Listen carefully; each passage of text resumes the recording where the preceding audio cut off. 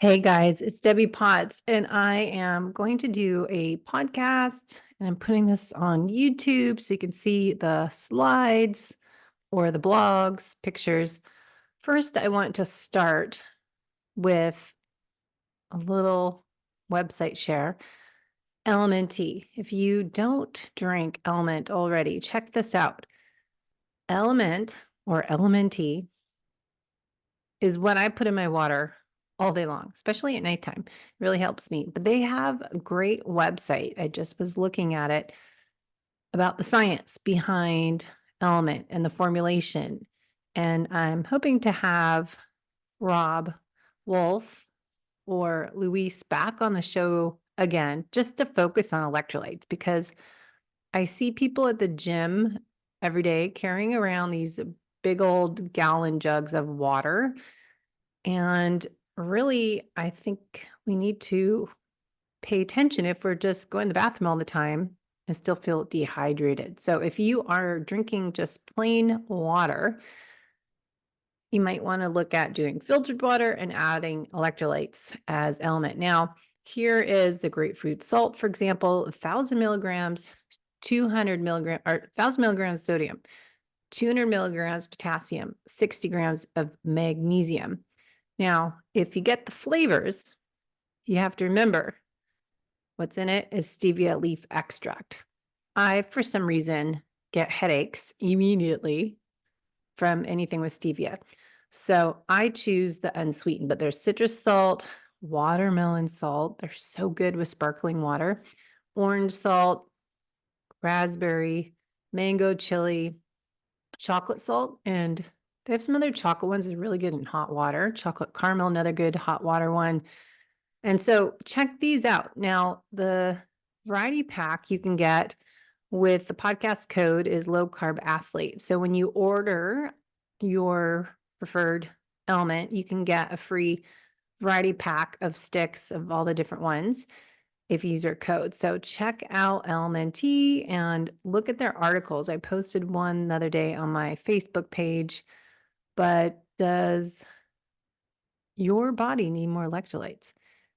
I find that I put salt on everything. I use Redmond sea salt on my food. I've been putting my coffee, but I put element unsweetened in my coffee the other day, and I just feel like I need it. My body feels better with it. So use your own body's innate intelligence, figure out if you're too low in electrolytes, if you're sweating a lot, maybe you're doing low carb, maybe you're doing fasting, and you might want to learn more. So I just want to start with that. Now, the purpose of this podcast today is to talk about muscle health and the confusion, I think, of AMPK pathway and MTOR and muscle protein synthesis. So just to start with, Dr. Gabrielle Lyon has made a huge impact I was thinking how I first met her at the Nutritional Therapy Conference right before our world changed in February 2020. And she spoke about muscle health back then, and I interviewed her on the podcast. And since then, she's created a huge impact in our society about the importance of not feeling that you're overweight, but maybe you're under muscled. And as I focus more on how to improve the aging process, and as this podcast, most of our listeners are active individuals, but we're getting older, and I am on a personal mission to avoid the stereotype of changes that happen as we age, especially for females, and changing my body composition. And right now I'm really focused on my under eyes because they're puffy and wrinkly and I don't like it. So muscle health, skin health, metabolic health, they're all important markers. What we've been hearing a lot about lately is VO2 max. I've been talking about it a lot in the show lately because I do PNOE metabolic testing. I'm growing a new business in North San Diego, and I can take my PNOE kit wherever I want because it's in a little suitcase. And I think it's important to know your training zones and know your VO2 max, but I do not think it is all you should do. And when I'm doing my coaching assessment with people doing metabolic testing with me, I'm looking at the data going, do you need more zone 2 and sprint training or more just zone 2? Or do you need more HIIT training and strength training? Because there's so much focus on VO2 max as the marker of longevity. Yes, that's an important part, but so is muscle health. So Dr. Gabrielle Lyon, head to her website. If you have not read her book, Forever Strong, it's a very good read to read and give your friends and family. The 3 keys of muscle health. Dr. Lyon created the muscle-centric medicine program, and it improves muscle health through 3 key elements: nutrition, exercise, and lifestyle. So you can check out her website, but nutrition, I'll give you a little recap.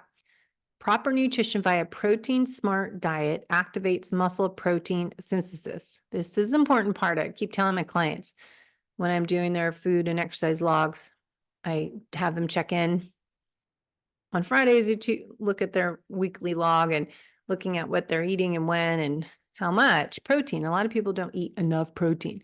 So Dr. Gabrielle Lyon has really shown a lot to me about muscle protein synthesis and the research they share in their podcast. But not all proteins are created equal.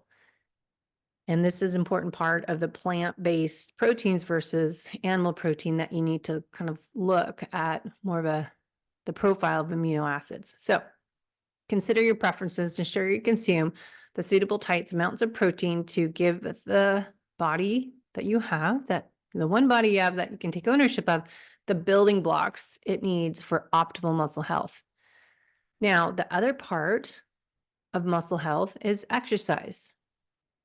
When you have your muscles contracting in exercise, endurance, and strength, they release anti-inflammatory response called myokines. These myokines are closely linked with enhanced mood and cognition.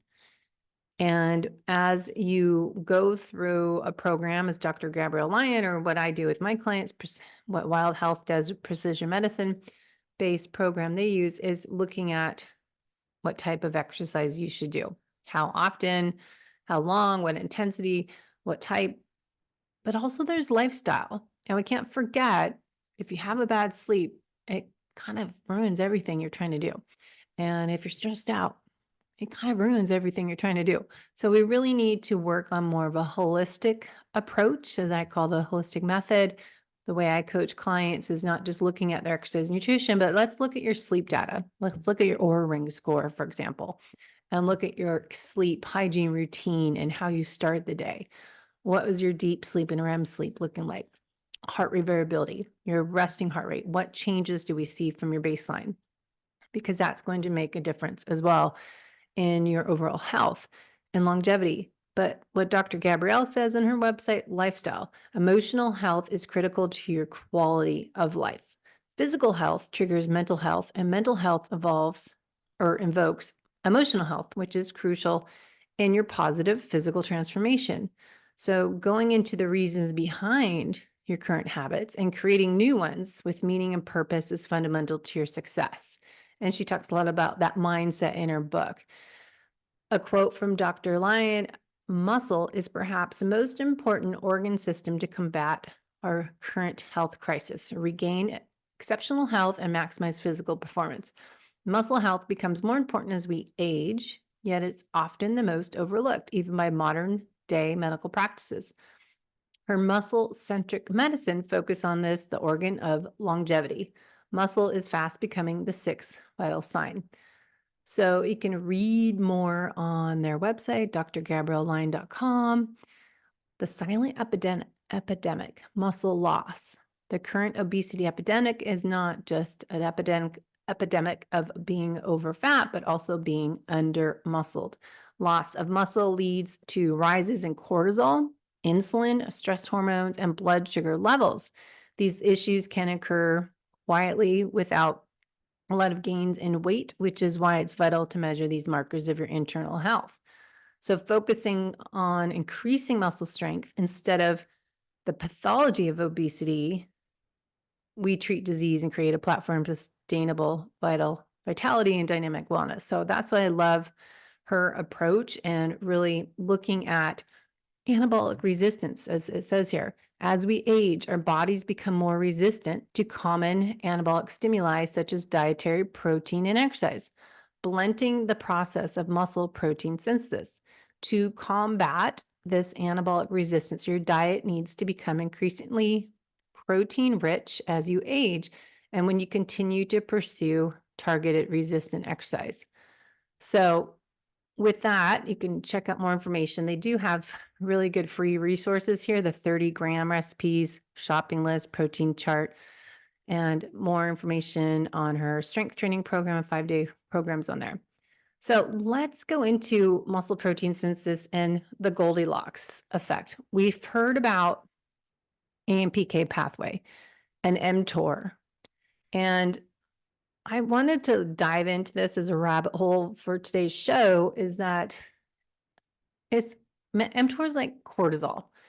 It's similar to insulin, just in the role that too much of anything is not great, too little of something is not great. What is the right amount? As hormesis, that right amount of stress on your body that creates a positive effect, acute stress versus chronic stress. Now, AMPK pathway, let's go into what that is. And because we hear a lot about this, why we need to do fasting and prolonged fasting. And this is what I went down rabbit holes and I put this in my blog page, but fasting versus exercise. Do we really need to do so much fasting or should we focus on exercise? And what I've talked a lot about and thought a lot about last few years is the changes in looking at muscle-centric medicine and muscle protein synthesis when we are doing so much fasting, when we're doing just one meal a day, even if you're doing your exercise, right amount of strength training and not focusing on cardio as this zone 2 trend right now, we need to focus on getting in the gym, lifting heavy weights. But when we're only eating one meal a day and focused on this intermittent fasting of 16 to 24 hours, or OMAD, it would be like 20-hour fast, we're not hitting the protein goals because it has to be in doses throughout the day. Okay, so AMPK.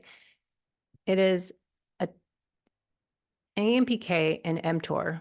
The real word is activated protein kinase, and then mTOR is mechanistic target of rapamycin. There are two key signaling pathways that play critical roles in cellular metabolism energy regulation. Both pathways are involved in cellular responses to nutrient availability and energy status. They often have opposing effects on various cellular processes. So I wanted to dive into this as my rabbit hole podcast topic because I keep thinking, well, mTOR, we need to grow muscle, but then we keep hearing about AMPK. So the benefits of AMPK, they're energy sensing. AMPK acts as a cellular energy sensor. This is detecting changes in the AMP to ATP ratios. When cellular energy levels are low, which would be a high AMP to ATP ratio, AMPK is activated. Also benefits as metabolic regulation. AMPK activation leads to metabolic adjustments aimed at restoring energy balance, such as promoting glucose uptake, fatty acid oxidation, and inhibiting energy-consuming processes like protein synthesis. So right there, yes, it sounds great. Glucose, burn more fat, but then on the other side, stop protein synthesis. So right now, that's a red flag. We don't want to be in an AMPK all the time because we're challenging that aging process of sarcopenia and losing muscle mass. And the more we're over on one side too much, it's not better. We need a little balance of both, the Goldilocks effect. So also cellular homeostasis. AMPK helps maintain cellular homeostasis by coordinating energy production and consumption, thus promoting cell survival during stressful conditions. Longevity. We hear about fasting all the time for longevity. Activation of AMPK has been associated with increased lifespan in various model organisms. Now, I was wondering, the Goldilocks effect, I always say, the right amount of both. Both are beneficial, AMPK and mTOR. Now, we need the energy balance. We need the nutrient sensors. We need to know when we need to get more energy and when we're losing muscle mass more than we are gaining it, we're in that catabolic state. And if we're stressed out all the time, is this really beneficial for our aging process? So the balance between mTOR and AMPK is important for health, longevity, and muscle health, right? So mTOR is a protein kinase that regulates cell growth, proliferation, and metabolism in response to nutrients, growth factors, and energy levels. It's promoting anabolic processes as protein synthesis, lipid synthesis, and cell growth when nutrients and energy are abundant. Activation of mTOR is essential for muscle protein synthesis, I hate saying that word, which is crucial for muscle growth and repair, especially after exercise or injury. So we have to remember mTOR is not a bad thing. Insulin's not always a bad thing. It's when we have too much of something. Cortisol is not a bad thing. It's when we're doing stuff chronically is not positive. So remember, AMPK is a cellular energy sensor activated in low energy levels. So when we're fasting or lower calorie intake, or we have metabolic stress. So I'm not an expert, obviously, in this. I just was looking this up and curious. Okay, what about the balance of the two? They're opposing, like a teeter-totter. Anabolic versus catabolic. mTOR promotes anabolism, while AMPK promotes catabolism, breakdown versus building. Obviously, we need to have balance in two, or else we'd be breaking ourselves down all the time. Both processes are necessary for maintaining a healthy balance of cellular growth and repair. Growth versus maintenance, on or off. mTOR activation supports growth and adaptation, such as muscle hypertrophy, whereas AMPK activation supports cellular maintenance and stress resistance, promoting longevity at a cellular level. And then energy balance, mTOR is activated in response to nutrient abundance and promotes energy consuming processes. Sounds good. On the other side, AMPK is activated under conditions of energy depletion and promotes energy conservation and production. So it's an optimal balance between the two, mTOR to AMPK activity, to ensure efficient cellular function, adaptations to changing environmental conditions, and longevity. Too much of mTOR, excessive activation, can often be seen in conditions of chronic nutrient excess or overstimulation, as excessive protein or sedentary lifestyle may lead to a metabolic dysregulation, insulin resistance, and accelerating aging. On the other side, excessive AMPK activation is seen in conditions with chronic energy depletion or chronic stress, may lead to muscle wasting and impaired growth. So we need to have this delicate balance, dynamic balance between these two pathways, such as finding the right amount of exercise, your nutrition, and stress management to improve your health and longevity. So to me, longevity isn't just about AMPK pathway. To me, longevity is also the muscle health, your metabolic markers, but how do we improve muscle health. You have to be muscle protein synthesis, stimulate mTOR, but the right amount of each. So what activates AMPK pathway? So I went down this rabbit hole. How do we do it? AMPK, high levels of AMP indicate low energy status, directly activate AMPK. Exercise, physical activity, cardio, endurance type exercise increases the AMP to ATP ratio, activating AMPK. Metformin, this article said, commonly used for type 2 diabetes. Ideally, we want to look at berberine, some other alternatives, but metformin activates AMPK, leading to improved glucose uptake and utilization. Fasting or calorie restriction, reduced amount of calories increases the AMP to ATP ratio. This activates AMPK pathway, and this promotes metabolic adaptations. All right, so what about mTOR? mTOR activators are nutrients as amino acids, especially leucine.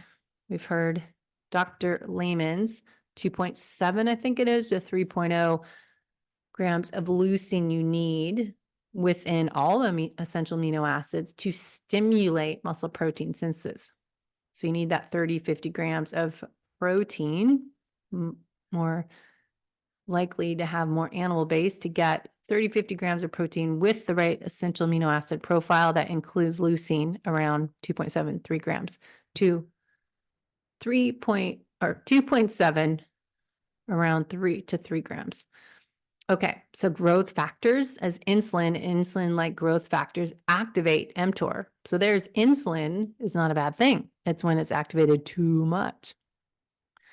That's going to promote cell growth and proliferation. But obviously, if we have that happening too much as cancer cells, that would not be good. Energy status, mTOR activation is influenced by cellular energy status with high ATP levels promoting its activation. Oxygen levels, mTOR is sensitive to oxygen levels, so hypoxia, low oxygen, inhibits its activity. So that would be breath work, breath holds, I assume. That would mean you go AMPK pathway, right? So need and timing of the mTOR versus AMPK pathway depends on various factors: metabolic status, cellular energy levels, and physiological demands. So examples we got here: fasting or calorie restriction. When you're maybe doing 500 calories a day, activation of AMPK helps mobilize energy stores, so stored energy, promoting energy conservation as well. After exercise, AMPK activation helps replenish depleted energy stores and promotes muscle repair and adaptation. mTOR activation is critical for promoting cell growth, tissue repair, and adaptation physiological stressors. So we have that growth and tissue repair. So you can continue on if you want to go read my blog of my continuous questions, and then you get an answer, then go, okay, well, wait, how does this work? So main focus is that mTOR isn't bad, and doing zone 2 and sprint interval training is not bad, but it's if that's all you are doing, it's not helping your muscle health as you age. And if you want to be forever strong, stronger as you age, we need to look at a balanced nutrition, fasting, and exercise program, stress management, and sleep hygiene routine. But we want to look at the functions of mTOR are with muscle protein synthesis, as mTOR promotes muscle protein synthesis, cell growth, activating pathways to lead to ribosomal protein synthesis. It inhibits autophagy. So when you are activating mTOR, you're stopping autophagy. So turning on, turning off. We have to go back and forth. So we inhibit AMPK when we are activating mTOR. So one's on or off, right? So that teeter-totter effect. So reciprocal relationship between the two pathways. When mTOR is active, it promotes processes that consume energy and inhibit autophagy. AMPK is activated during energy-deprived conditions as fasting, restricted calorie intake, and endurance cardio exercise. So this is to enhance energy conservation and production, while mTOR is activated in response to nutrient availability to promote the cell growth and protein synthesis, protein. So the two pathways are operated in a coordinated manner with AMPK inhibiting mTOR, vice versa, to maintain cellular homeostasis in response to the changing environmental conditions. And this interplay helps cells adapt to fluctuations in nutrient and energy availability. So fasting and exercise can activate AMPK, and that helps with mitochondrial biogenesis and cellular autophagy. So your exercise, aerobic exercise, and fasting.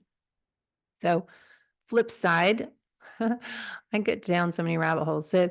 So what do you do? So fasting, intermittent fasting, that involves the cycle of time restricted eating that activates AMPK and promotes mitochondrial biogenesis and autophagy. During fasting periods, cellular energy may decrease, leading to AMPK activation as it senses your body's own innate intelligence, low energy state, and it responds by promoting energy generating processes as mitochondrial biogenesis. Pretty amazing. Calorie restriction involves reducing overall intake, known as also, as we said, activate AMPK. So maybe that's the alternate day fasting, or I wonder if that'd be the fasting mimicking diet, or just calorie restriction that you're doing maybe one meal a day, not getting all your calories in one meal, but maybe you're just doing one meal a day. So you're restricting calories. And then we look at exercise. Endurance exercise, aerobic exercise activates AMPK. This type of exercise increases energy demands on cells, leading to AMPK activation to enhance energy production. Endurance exercise is shown to promote mitochondrial biogenesis and autophagy. So take note, my question earlier, do you need to do so much fasting as an athlete to create cell autophagy and mitochondrial biogenesis? No, I don't think so. And listen to my podcast 3 years ago with Rob Wolf, who brought this up. And I always found that fascinating because we were stuck doing all this fasting going, wait a minute, we're the fit and active community. We're not the metabolically unhealthy sedentary people. We don't need to be doing the same protocol they're doing because we're already exercising. You're already getting mitochondrial biogenesis. So cutting back on your fasting, focusing on your exercise and your resistance training, and getting your right nutrient dense foods in, right? So exercise with a strength component, so focusing on resistance exercise, isn't as studied, of course, as endurance exercise. Resistance exercise, as weightlifting, has potential to activate AMPK and promote mitochondrial biogenesis. But what I've been reading more, that's more the mTOR activation is resistance, your strength work. Metabolic demands, muscle contractions during resistance training may contribute to AMPK. So I'm not sure if that which is right, but what I'm learning is mTOR versus AMPK is going to be the fasting and endurance exercise, then mTOR is going to be more the heavy lifting, resistance exercise.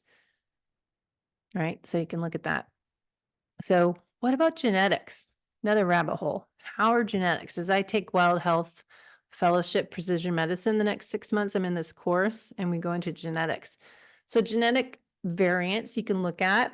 I like the DNA company, or I'll probably be using Wild Health in the future, but genetics and mTOR pathways have gene variants. So I was wondering about genetics and epigenetics because if you look at, for example, your 23andMe that a lot of people have done, you can see if you're more going to see changes in your body, if you're certain genetic SNPs to be more endurance or a power athlete. So when I learned that years ago, I started switching how I train based on Well, at least the strength training part, because I read that my body will respond to doing heavier weights, fewer reps.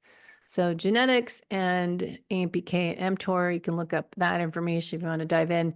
So how do you improve the aging process as we are wanting to hopefully thrive as you get older, not struggle, and not wait until you're sick and broken and burned out to get healthy? We have to take ownership of our health now. So looking at nutrition, looking at stress management, sleep quality, if you should supplement with berberine, alpha lipoic acid, uh, NAC, there's all these different ones that are looking at, and I'm actually going to Expo West Natural Product Show in March coming up here in Anaheim, and I am just focusing on the longevity supplements and eye creams, peptides, and I'll be hanging out in that section of the conference because that's where my interest is right now in aging. So chronic inflammation with aging, I was looking that up, AMPK and mTOR. So I just shared all that in this blog on debbiepotts.net, AMPK, so you can check that out. But I just want to finish with what we do when I do a metabolic test on PNOE, the resting test. Just to share that when I do metabolic testing, it's just not about VO2 max. That's just a number. So in the exercise report, you get this 25-page report looking at all these markers. Where are you limited? Maybe your recovery, you're not doing high intensity correctly because you're not recovering in between your fat burn efficiency. So we get all of these markers, including breath analysis, then figure out what your training zones are, your 5 zones, and what should you work on to improve these markers that were not so optimal, like breathing, metabolic rate. So back end of here, we have, estimated time. We've got the markers here for the sample study, your fat max, your VT1, VT2, VO2 peak that you keep hearing about VO2 max. I would rather say VO2 peak because we wanted to see the highest you got to, and heart rate max. So we have this information on the reports. But for me to tell you if you need more strength training is more looking at what is your resting metabolism. So this test is only 10 minutes long. You just lay still. But this resting metabolic rate will help me tell you your metabolism is slower than it should be for your age, height, weight, gender. And you're not burning a lot of fat versus carbohydrates at rest.